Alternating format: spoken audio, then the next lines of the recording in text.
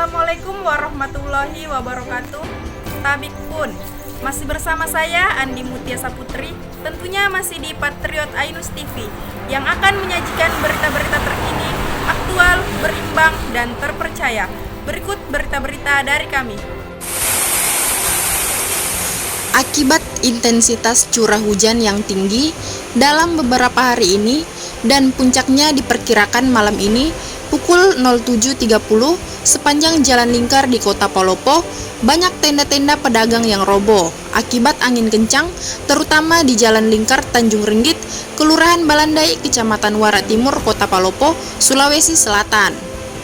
Tidak hanya itu, angin kencang ini juga memecahkan jendela di salah satu pusat perbelanjaan di Palopo, di Mega Plaza Palopo yang berada di Jalan Kiai Haji Andi Dahlan Amasangan, Kota Palopo, Sabtu 30 Oktober 2021. Beruntung dalam peristiwa ini tidak ada korban jiwa. Untuk kerugian belum dapat diperkirakan, dan untuk sementara sampai berita ini diturunkan. Cuaca buruk ini sangat mengkhawatirkan para warga setempat yang takut akan datangnya banjir seperti beberapa waktu yang lalu. Mutia Nurdiati, Patriot Ainus TV melaporkan dari Palopo. Sekian berita dari kami. Saya Andi Mutia Saputri beserta kru Patriot Ainus TV undur diri. Jangan lupa untuk like, comment, subscribe, and share.